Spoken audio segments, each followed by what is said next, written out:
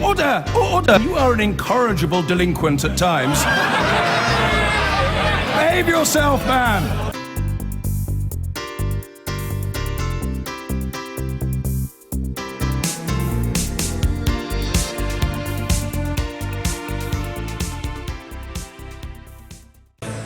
And on our panel tonight, the Conservative Chief Secretary to the Treasury, David Gauke. Labour's Shadow Chancellor John McDonnell was to have been here, but was taken ill earlier today, and his place has been taken by Chris Leslie, former Shadow Chancellor himself. The leader of the Liberal Democrats, Tim Farron. The Professor of Economics at Sussex University, Mariana Mazzucato. And the businessman who backed Brexit and runs the family chain of well over 1,000 shops mending shoes, watches, jewellery, cutting keys, you name it, John Timpson.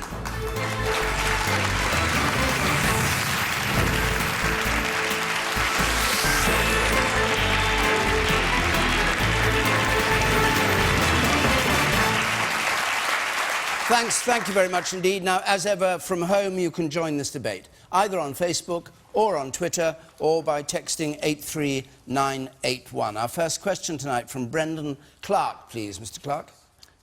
The IFS say that, in real terms, wages will be less at the end of this Parliament than they were in 2008. Is this acceptable? Tim Farron. No, it isn't. I mean, I guess the standout quote, memorable quote from the referendum campaign was from Michael Gove, where he said, "We've had enough of experts." And the great danger is that what we have in this supposedly post-truth environment, that people just shrug and say those figures mean nothing. These are independent figures from the IFS, the government's own figures. The Office of Budgetary Responsibility back them up. And what it means is that ordinary families right across the country, by 2020, will be £1,250 a year worse off than they are now. And the reason is, without one shadow of a doubt, Brexit and us heading for a hard Brexit. And the danger is that people like me, who say there's a £220 billion black hole in the budget because of Brexit, who point to this loss of wealth and of well-being of families around the country, will be called negative. But I'd say it's not negative to say you could make a different choice. It is not negative to say we don't have to go for a hard Brexit that wasn't on the ballot paper. It is positive to say we could remain in the single market. It is positive to say to the British people, you should have your say on the terms of the deal at the end, and if this doesn't look good for our country, for our families, for our business, we should have the right to remain.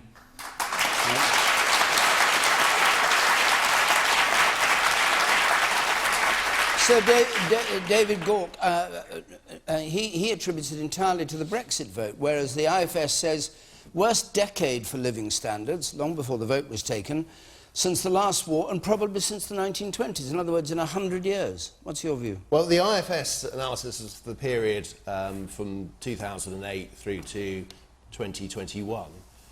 And of course, at the beginning of that point, we had a very, very significant contraction to the UK economy, and then that has fed through into living standards. So the big effect over that period was, in fact, the recession in 2008.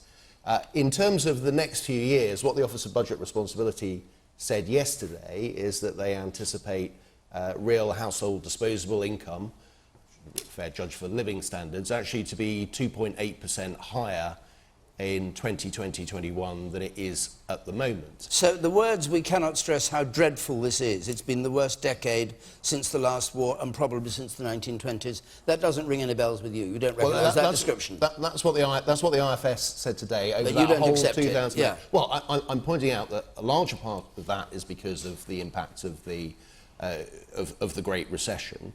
There's now the issue of what's going to happen over the next few years. Now, as I say, the OBR does think that living standards over that whole period are going to rise, but not for the next couple of years. They've been rising quite strongly in the last year or two, but 2017 will be a difficult year because inflation is higher, and that eats into living standards. And Tim is right to the extent to say that the OBR analysis is that's because the pound is weaker, and that has... Do you blame Brexit for it? Well, the OBR's analysis is that the weaker pound comes from the Brexit vote. Do you blame Brexit?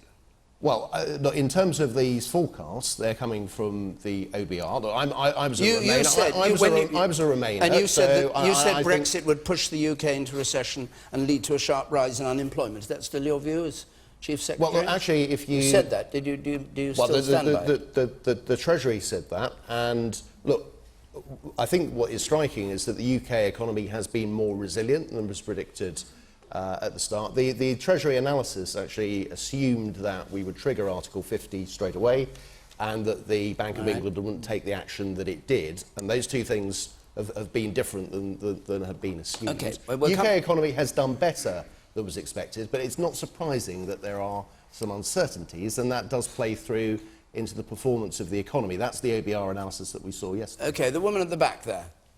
Yes, Tim Farron was talking about, you know, a hard Brexit as opposed to a soft Brexit, as if it was our choice. But actually, Europe is so absolutely fed up with us.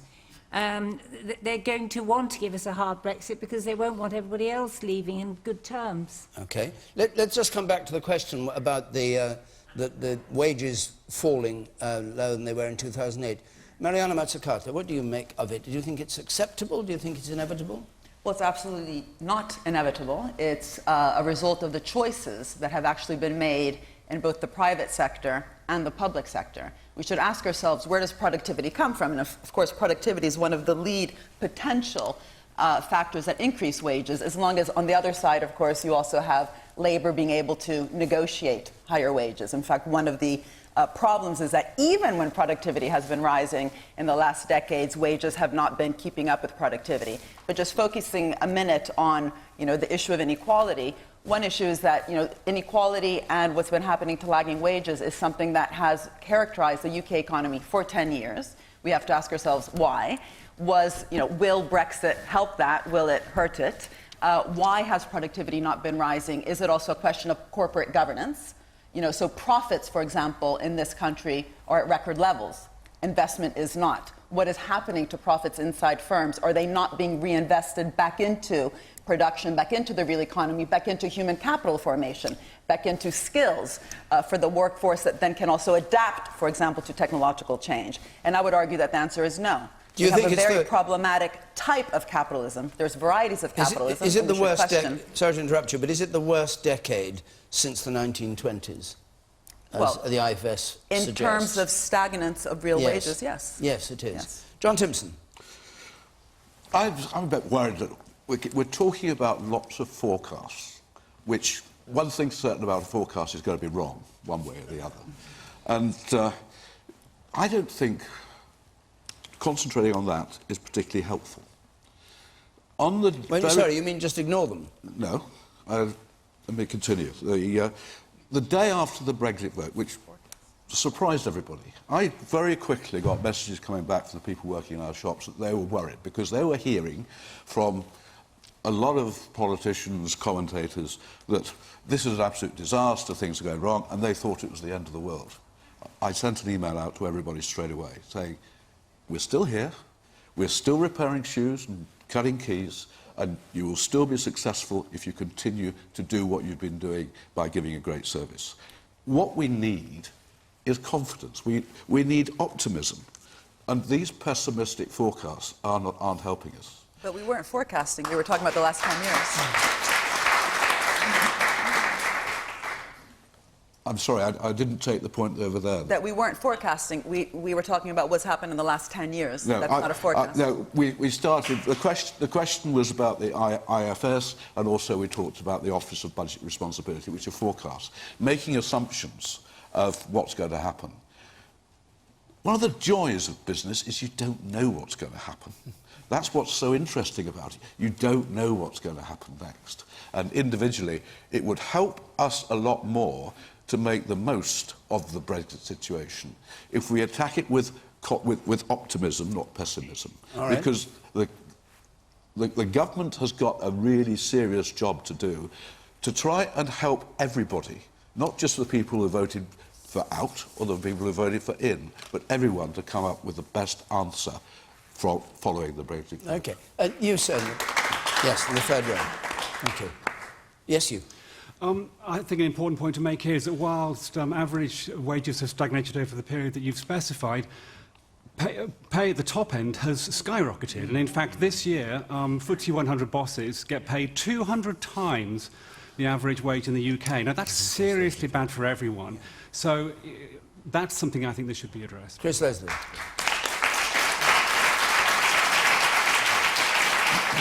Yeah, I would agree. I think there's massive inequalities in our society, and these are some of the structural issues I think Mariana was alluding to. But look, these figures from the Institute for Fiscal Studies, as well as the ones from the Office for Budget Responsibility, may not be pessimistic. No. They may actually be quite optimistic. What we don't know yet about, for instance, the Brexit negotiation, the government says we're not allowed to know what its destination is.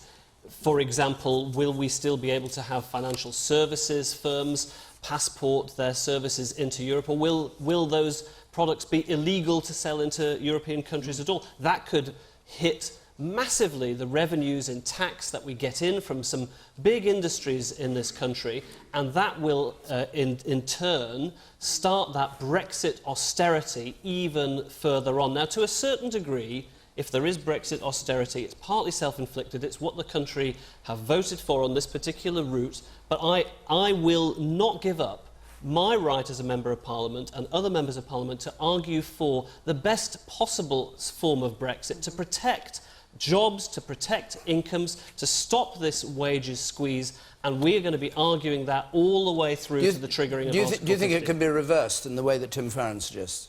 Well, personally, I don't think that the government do have a plan. When they say, oh, it's all, you know, we can't give away our negotiating hand. Not what I asked you. I said, do you think it can be reversed in the way that Tim Farron said? But my point is, if they don't come out with some transitional arrangements, so we avoid the cliff edge in 2019 when suddenly our rights to trade may well be disappearing, then I do think we have to think about delaying even the triggering of Article 50 until we get the negotiations right. This is too important to rush into something, especially before we've got the French, the German, the Dutch elections. We don't even know who we're going to be negotiating with half the time in this European situation. So, yes, we've got to get this right, do it properly, the best possible way. So, hold on.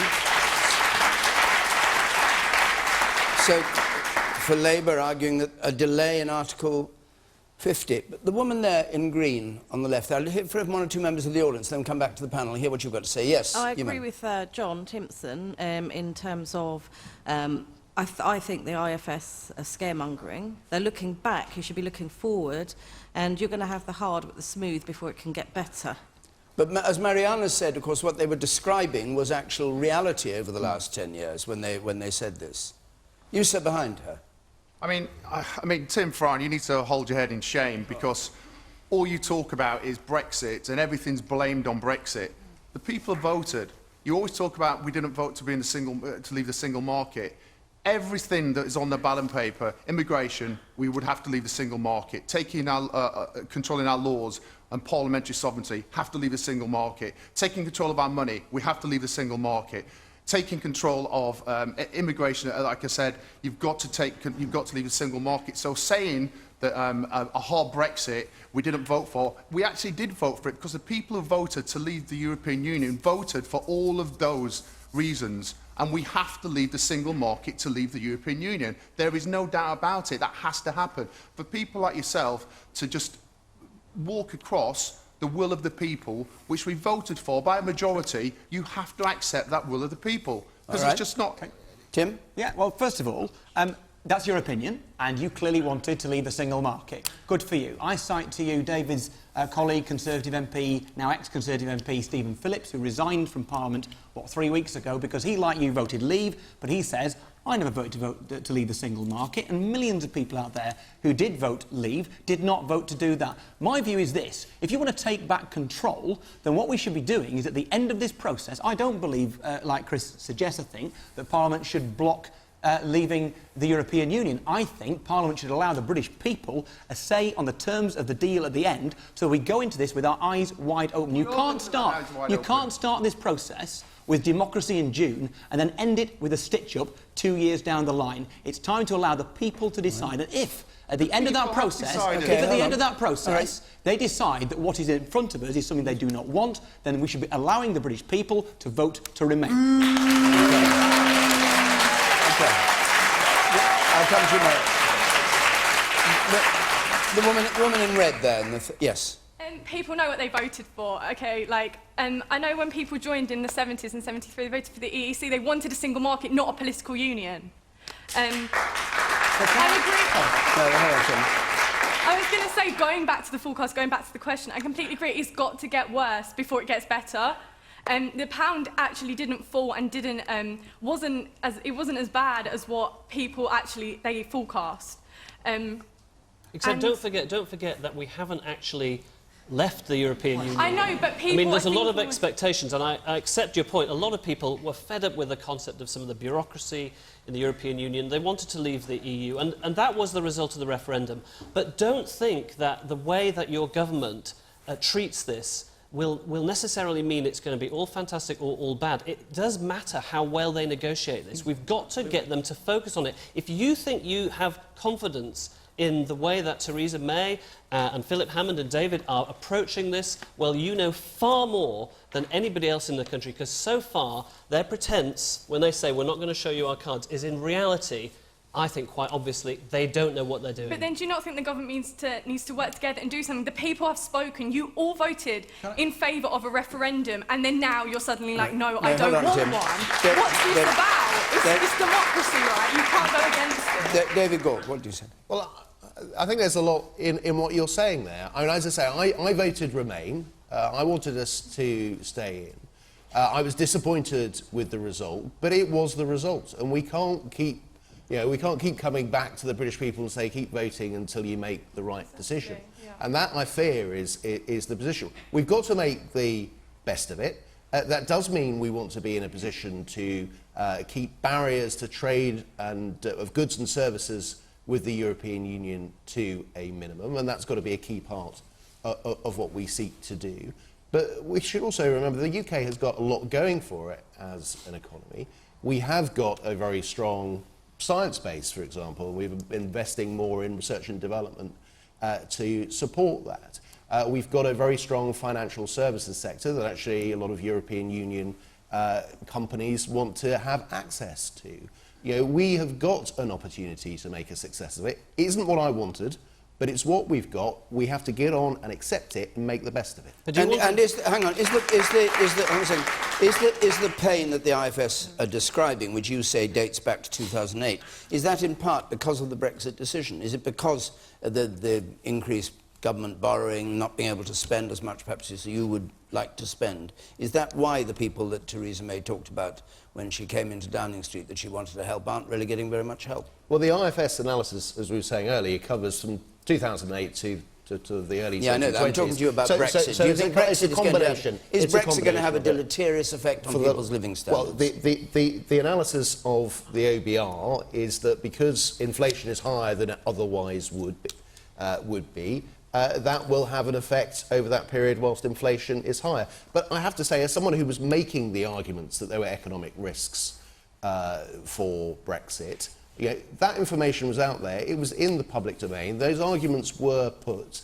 I regret the fact that 52% didn't accept those arguments. But they didn't accept those arguments, and they made a decision. Has Boris Johnson given you an apology yet for all of those promises he made about that extra money for the NHS? You remember the big red bus? You know, what we saw in the budget, in the autumn statement yesterday, and the IFS and the OBR have confirmed this, is an announcement that we're going to see £290 million a week worse off because of this mess that we're in. Why isn't that on the side of a bus? But there, of course, there are two can play at the game, because also you said, on the other hand, in this thing, do you remember this thing that came out just before the vote? Brexit budget, 30 million of tax rises.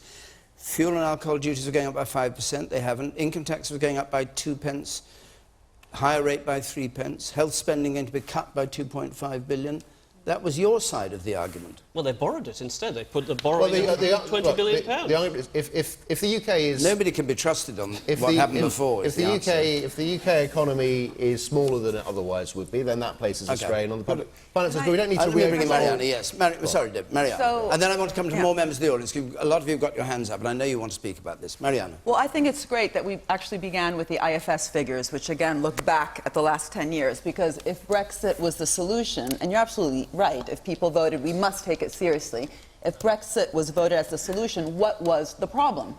And perhaps the problem is that we didn't have a proper diagnosis of that problem, because if we actually look at then the prognoses, looking ahead, what we are going to see are potentially even worsening of these structural problems that we've seen for the last 10 years. Lagging productivity, lagging business investment. John was telling us that he invests when he sees an opportunity, and let's make Brexit an opportunity. Well, what we're currently seeing is investment actually potentially leaving, precisely because what leads business investment are the expectations about where future market and technological opportunities are. We've just shrunk our market massively. We are potentially already losing the way to, for example, collaborate, and this was the lack of a positive vision, I think, by the way, during the whole Brexit campaign, to collaborate with our European neighbors in terms of a green transformation of the entire European region. This is something, by the way, that China is doing. China is spending 1.7 trillion on transforming their economy in a green direction. Germany has an energy van policy, which is not just about renewable energy. They're greening their entire economy. It's very hard to do these things just alone as a nation. We could have seen this as an opportunity, a business opportunity, to increase the dynamism of our country. Okay. John Timpson, yeah. I'll just explain how it creates an opportunity. Because business is about people. It's about ideas. It's not about a process. And you can't invent a process that's going to create the results. You've got to give people the freedom to be able to run their business in a way that's going to create success. And I've seen this work. I mean, I give total authority to the people in my business to do what they think is right to do their job. It's the way we actually run our shops. And it's been fantastic. That's been the secret of our success, because that's the only way to give people great service. But you're in the retail business, not exactly in big manufacturing or in scientific enterprise or in IT. You've got 1,400 shops. That's different, surely. Never mind. And you might say it's very difficult to give people freedom to I that can level see in that number of shops when they're all over the place. But it's a question of whether it touches on what Mariana was saying. Well, it does, you see, because fundamental to a lot of people who voted to leave the EU was the idea that they wanted to be in charge of their own decisions.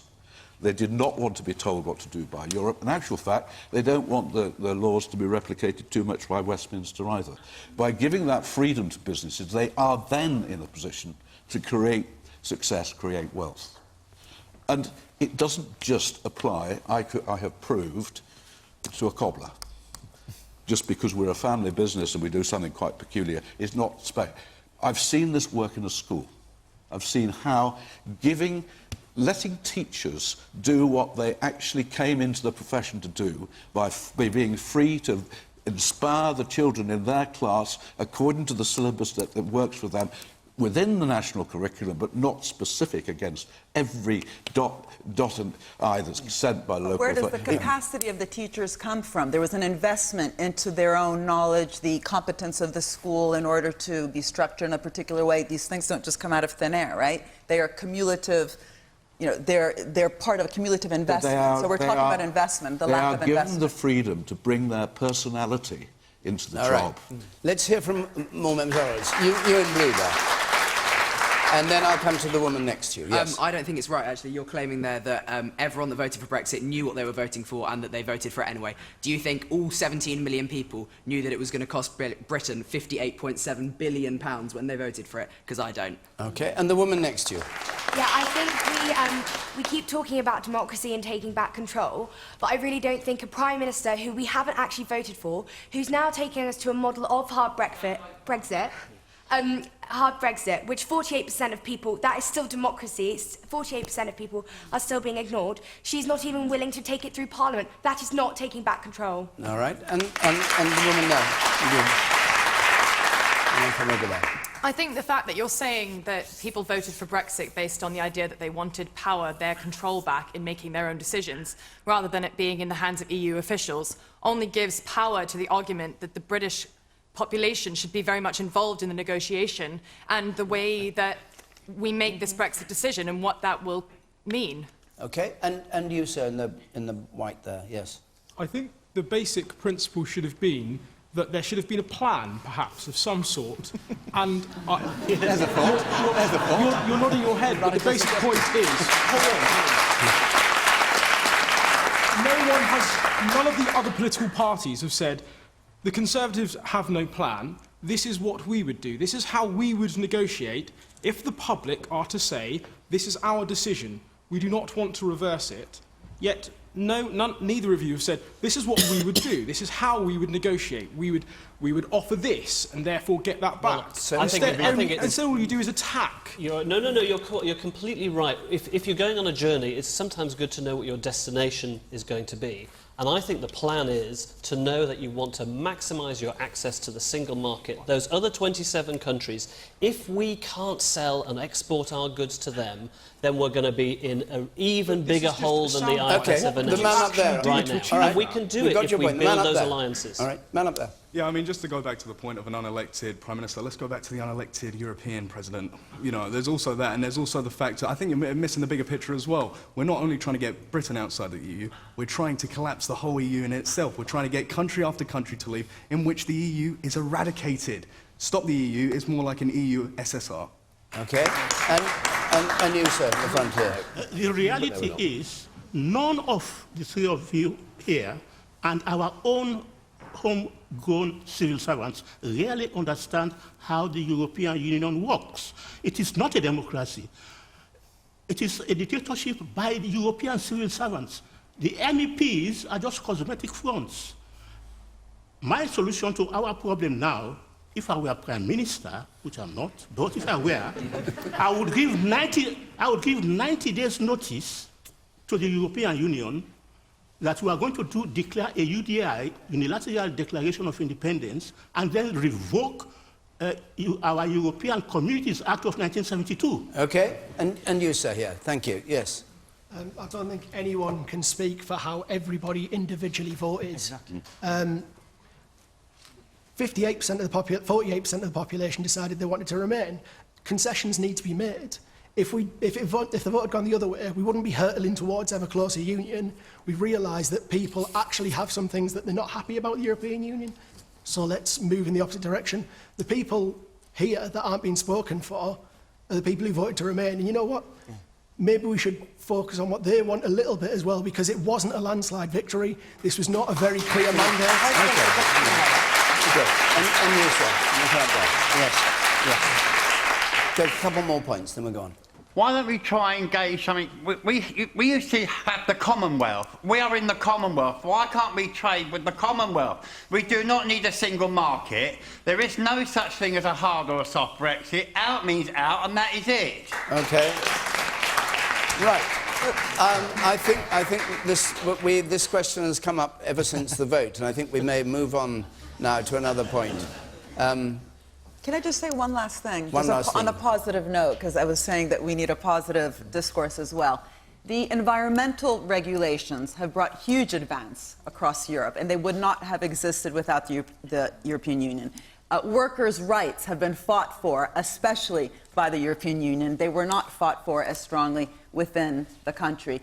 Just in terms of research financing, I'm an academic, 8.8 billion is what the UK has gotten from the European Union in the last 5 years, while they only contributed 5.4 billion. We have been net beneficiaries of the European Union, and perhaps some of these numbers should have been out there in terms of the positive story of why to remain, not just the threat of what was going to happen if we left. Well,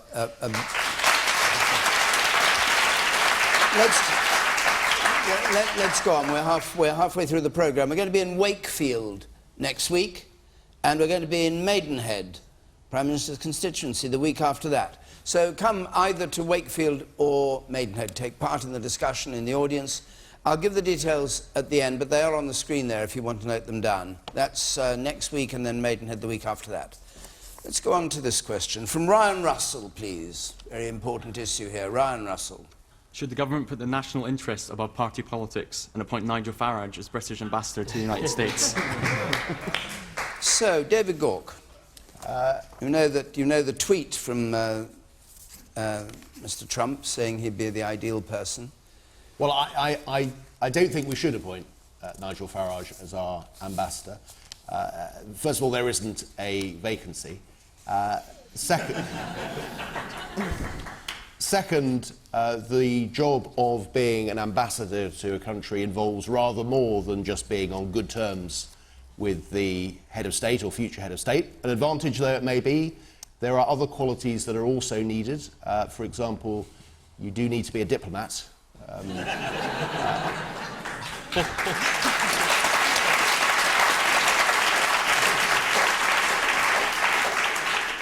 And looking from the outside at the UK Independence Party, it would be fair to say that just because at one point Nigel Farage is on good terms with you, doesn't mean that that's going to stay the case, looking at Douglas Carswell, Suzanne Evans, Diane James, Stephen Wolfe,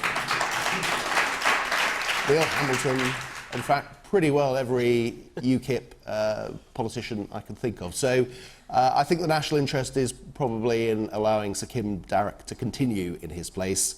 Of course, if Nigel Farage wants to be a sort of back channel, even then I'm not sure he's the right person. You know, sometimes there are people who work behind the scenes, sort of unobtrusively, providing information to the government, but I don't think you do that and then take a selfie every time. So I'm afraid I think Nigel Farage's use here might be quite limited. Yep. John Timpson.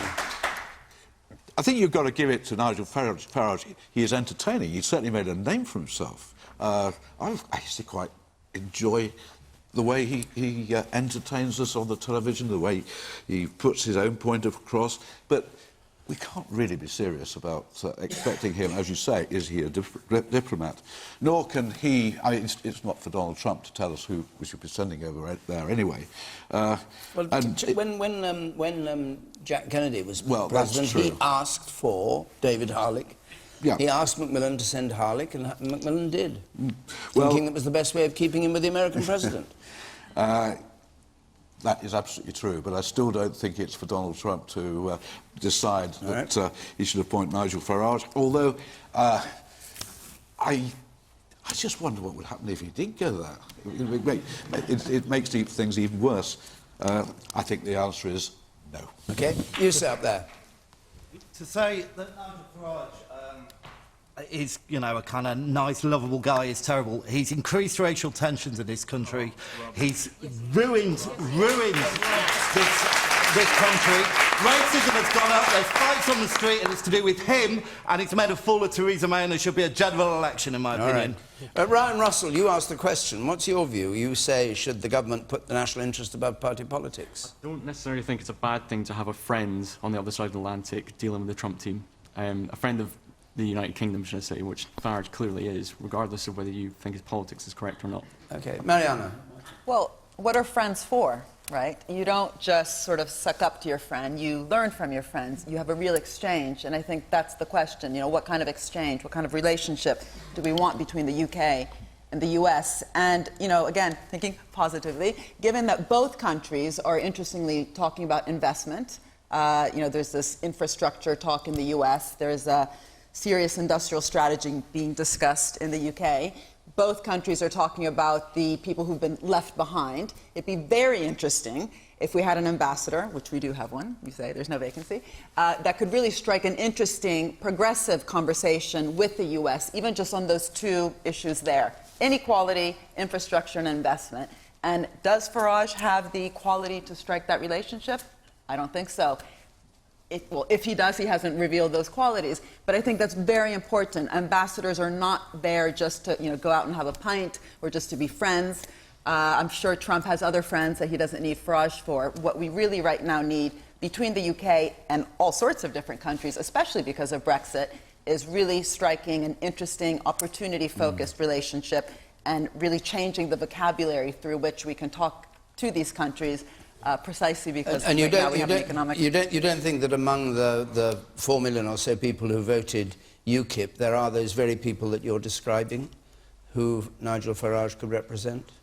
The people no, who got well, left behind, the people who feel discontented? Well, I think this goes back to the previous conversation, which is why have these people been left behind? And if we look at Trump, he has actually benefited massively from the exact dynamics that have caused so many people to be left behind in the US, you know, whether it's the sort of tax dodging, the constant requests for taxes also to fall. And by the way, this country has just gone through another tax decrease of corporate income tax, even though the great entrepreneurs say they don't even look at tax, they look at opportunities. These kinds of dynamics of tax evasion, but also shareholder capitalism, which in the US has really grown wild, is precisely the kind of ills, if you want, that have produced inequality in this country as well. All right, let me... I'll go to the woman up there, then I'll come to you, then I'll come back to the panel. Yes? Personally, I think a lot of people are afraid of Trump and Farage, what they've done for racial tensions especially. I know a lot of my friends who are Muslim, and I know that they are scared what it will happen. And I think in this country we've had a true value of tolerance and understanding from different races, and I don't think, and although I think that we should trade with America, I don't think we should change our values to our tolerance to other religions and other cultures. All right, and you, sir? I think whilst it's surely a topical question, I struggle even giving my point across because I don't really want to give Nigel Farage any more political oxygen than he already has.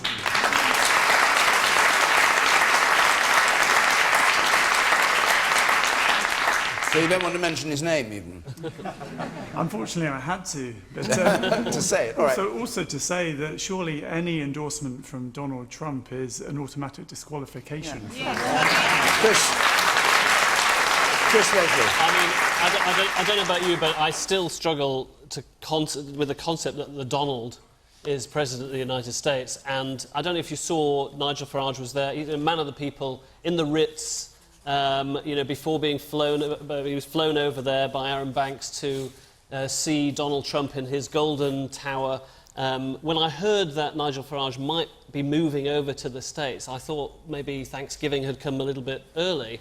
But actually, you know, there is a serious point. We do have to make sure that Britain isn't supine, that we are a sovereign country. We can stand up for ourselves. We can have good alliances, whether it's with Europe or with America, but we have to make sure we pick our person. That is our job, and that is the important role that a UK ambassador has to have. And by the way, if he is going to send a US ambassador to the UK, well, maybe he should consider Hillary Clinton.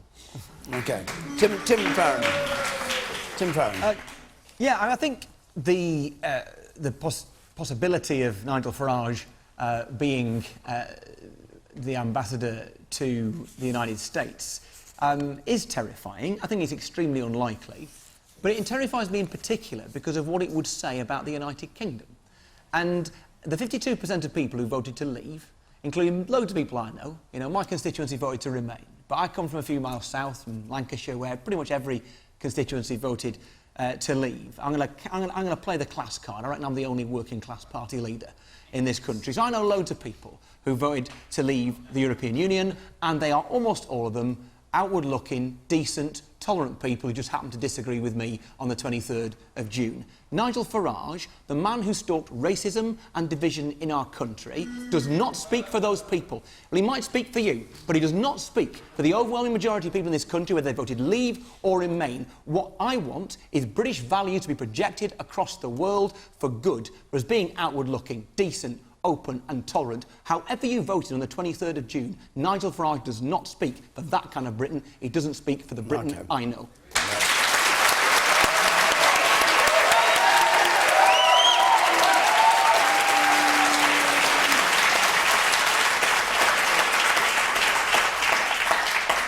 We must go on. I want to get two more questions in, if I can. Meena Agrawal, please. Meena Agrawal. Should the NHS ask for patient ID to reduce the cost of treatment of patients not entitled to elective NHS treatment This was the proposal from the Department of Health that you had to show a passport before you were treated, if you, not if you had an accident, but if you came over for special treatment.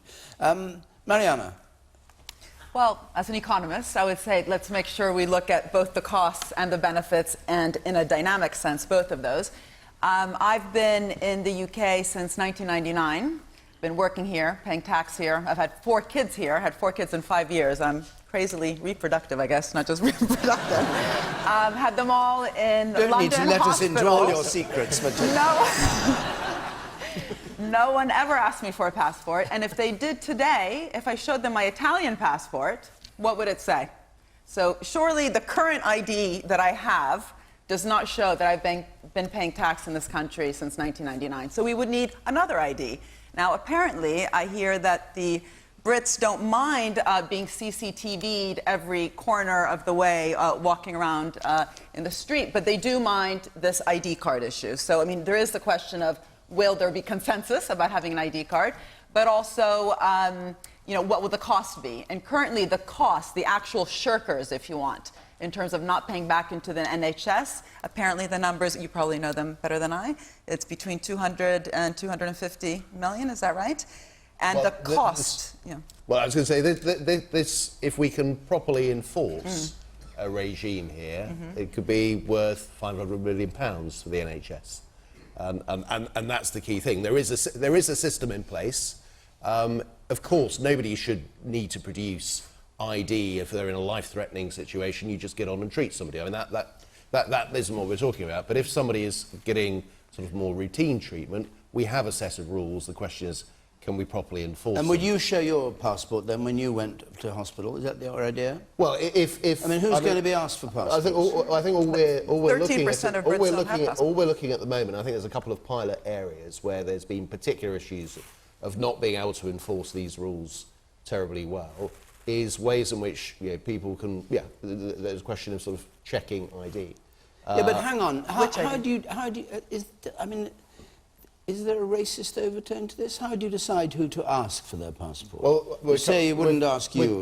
We're currently looking at ways in which we can pilot this to test it. I mean, I think, you know, that's a fair question about, you know, racial profiling and so on. But, you know, we do have a system where, you know, this is a national health service. It is for people who are here, resident here, who pay into the system.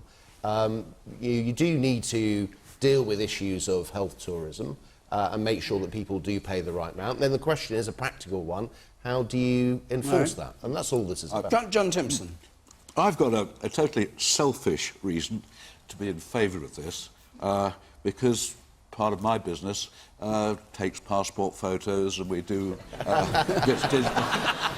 and it would no doubt increase the turnover in our shops. But actually, that's not a good reason to approve this, because I do think the NHS needs as much simplification as possible. The last thing you want to do is add more and more systems and things. Let's just concentrate on getting it better for the people who look after patients. Keep it simpler and keep that up. OK. You, sir. Yes. Thank you. I'm about to finish medical school, and I will never ask a patient for their passport. I think it's ethically reprehensible. And what I really struggle with is this idea of this £500 million. You'll never be able to raise that and convince doctors to ask patients for passports. But how much are you going to spend refurbishing Buckingham Palace? Is it £400 million? This is a disgrace. Yeah. So look, first of all, we called for an injection of £4 billion into the NHS in the autumn statement yesterday. Instead, we got not a penny for the NHS, and we got instead a £4 billion giveaway in corporation tax to wealthy people who do not need it. That's the thing we should have been doing yesterday in the autumn statement. If there is a case, and there will be a case, for recouping from some people NHS costs, those people who are not entitled to it free at the point of use, some people from overseas, then the NHS should go about doing that in a proper way. But this is not the way to do it, and this is very clearly... See, I think David is an incredibly decent man. He's most people's favourite Tory. He's a very decent, moderate individual. You've and he must be... Your future is finished, I'm afraid. But the reality is, the Tory party has been taken over by, frankly, right-wing English nationalists in the same way the momentum has taken over the Labour Party. No. And this is all about Theresa May playing to that gallery. The same way that she told businesses that they would have to produce a list of foreign workers. The same way that our schools are asking parents to prove where their children were born in this country or otherwise. And the same with this awful passport rule. The thing is this, I want my teachers to teach, I want doctors to make people better, and I want border security people to deal with border security. That is how we should deal with this. But Tim,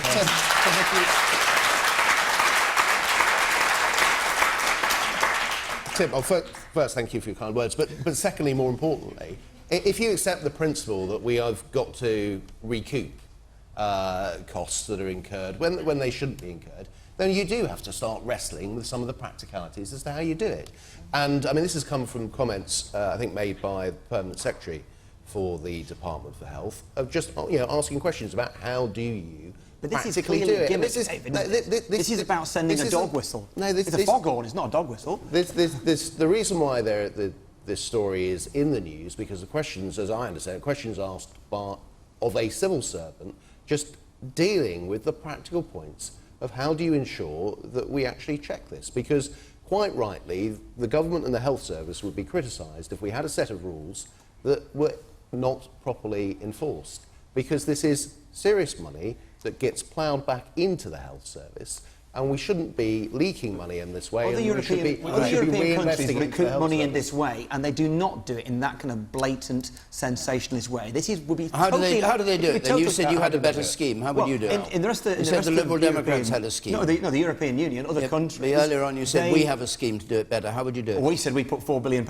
extra into the NHS. No, but you said you had a better scheme for getting the money back from people who weren't entitled to have it. Well, I said other countries in Europe do it, and they do it far more effectively than we do it, and they don't by making sure you have people's details and you follow them up afterwards. The reality is most people who use the National Health Service are living and working in the United Kingdom. It's worth bearing in mind that people who are migrants to this country are more likely to be paying taxes on average than the people so who you are born don't in think this there's country. such a thing as health tourism? There will be some, but this is not that's the way what to this deal is with about. it. It's not about people who live here. It's about sending a dog whistle to those people who don't think they should be there in the first place. place. The woman at the back there, yes, had her hand up for some time. Yes, you. Hi.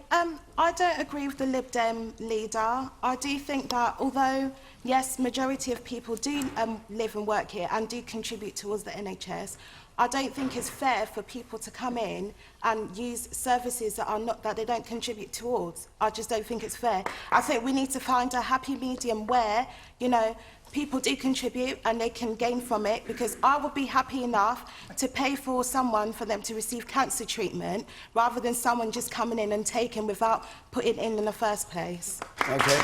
And the woman there. You. Yes, you. In blue. In my opinion, there's no such thing as a moderate Tory. There's just a Tory. And in the last 6 years, your government, alongside with the Liberal Democrats, have been dismantling the NHS. And now this thing of ID cards is moving us closer to the American system, where our country stands for having healthcare free at the point of service. And that's something I'm incredibly proud of. And both of your parties are responsible for the state that NHS is in today. All right. And the man up there, you say. We all love the NHS Health Service. We get incredibly emotional about it, but the short and sweet is these things cost money, and you need to look after them and manage them just like any other resource in the country. One suggestion was mooted ages ago. We wouldn't charge people at the point of use, but why don't we just give people a bill and say this is what it does cost, and people would start valuing the money that it costs. You're not charging them, you're just making it transparent, so we all start to care a bit more about what these things cost. Chris Leslie. So, I think this is a really valuable discussion because there are sort of two competing issues here. On the one hand, I would agree, I don't want medics turning into sort of bureaucrats and having to go through some expensive, convoluted checking system, for entitlements. But on the other hand, I do believe in the contributory principle. I do think that, if you're going to take something out of the system, you should put something into the system too, according to your ability. That, I think, is a fundamental principle of the welfare state and our National Health Service. So, I personally never really had that much of a problem with the ID card suggestion when it came up what was it, probably about 20 years ago under the Labour government. Didn't go through at the time. People said, well, maybe you could do some voluntary arrangement, but that kind of defeated the purpose. So I'm afraid I'm going to be a politician today that says I don't know the full solution to this one. I know that probably will kill my career, but I think we've got to balance these two aspects up. I want to make sure that the contributory principle is supported, but I also want to make sure that we have that great, fantastic, cherished principle of the NHS, which is, you know, that when the need is there, when people have to be treated, they can get it, and we don't have to think about, you know, people's backgrounds and their income. All right. You, briefly, if you would. Just one question. What's wrong with a bit of common sense? I mean, the NHS is free at the point of use, so it's very important that we make sure that only those entitled to use it freely should be allowed to do so. I mean, it's not racist to ensure that our generosity is not being abused.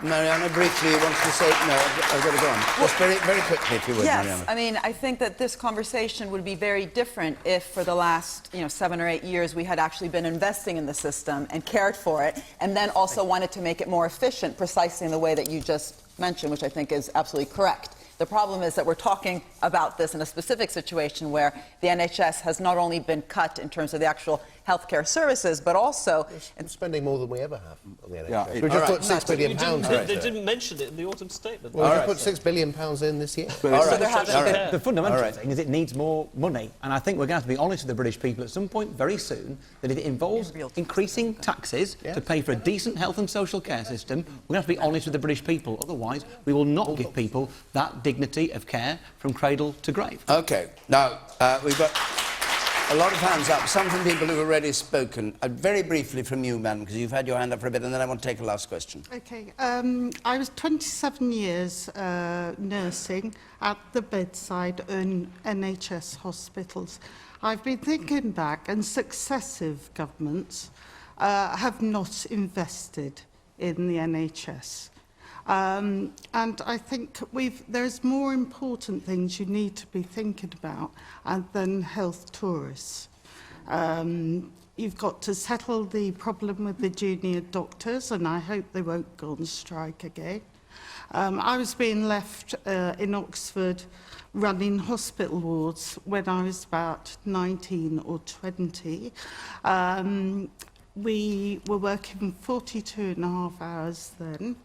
And I think it was Labour who cut our hours, but also our pay went down. So, not wanting to disrupt your story, are you saying this is a trivial issue compared with... Yes, it is, because there's 4 hospitals in south-west London, one of them's under threat. And of course... My hospital was by the...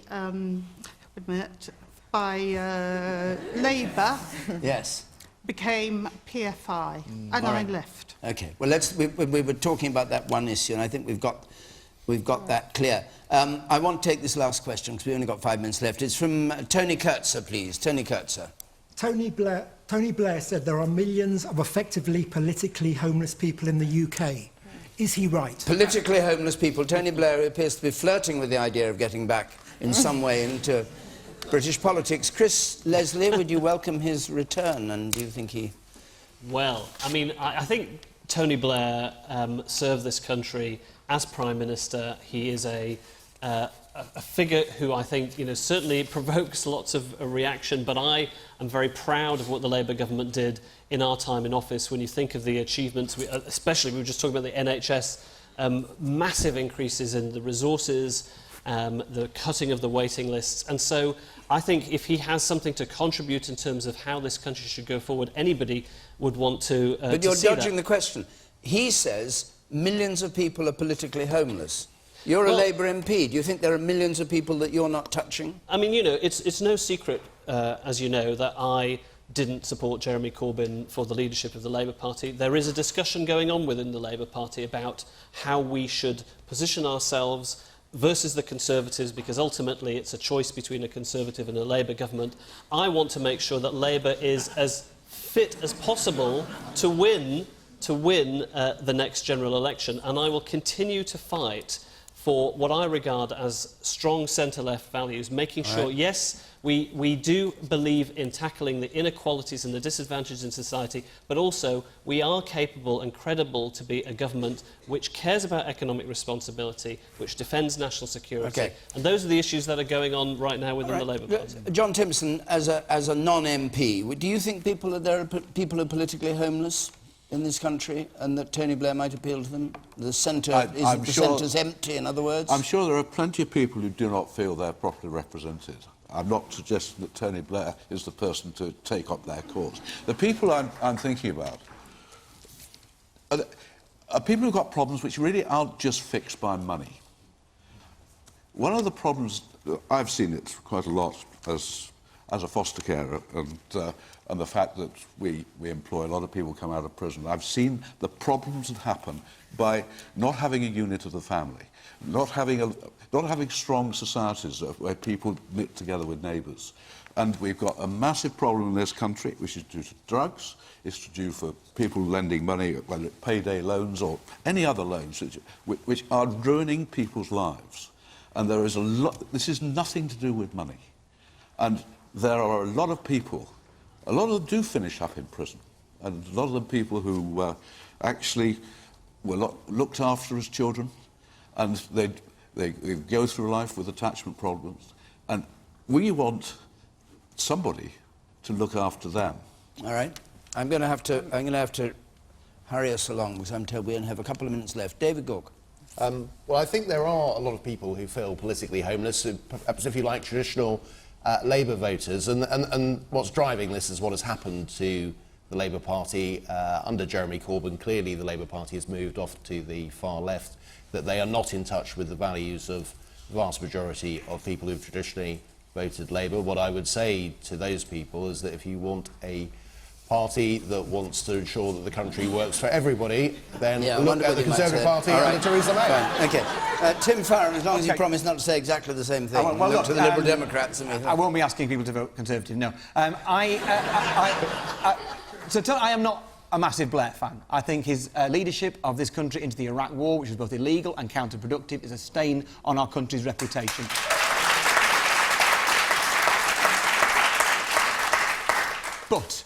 But he put together a coalition, let's call it, which ended 18 years of Tory rule.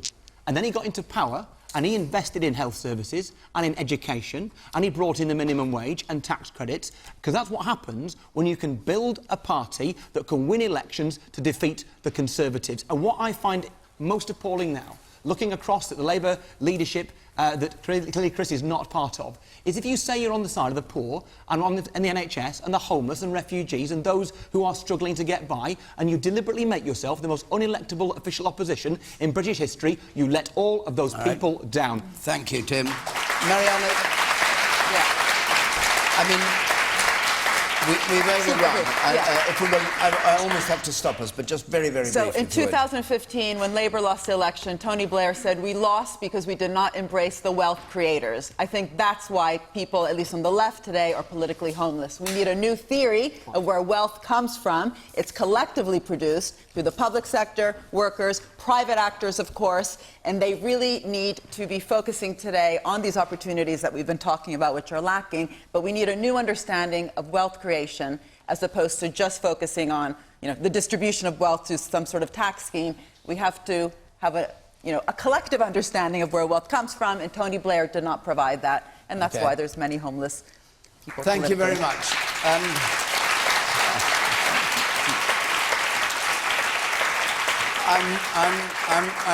I'm really sorry to those who have your hands up and want to speak. To you in particular. I mean, it's like this every week. I can't bring 150 people in and 5 panellists, but I do my best. I've been getting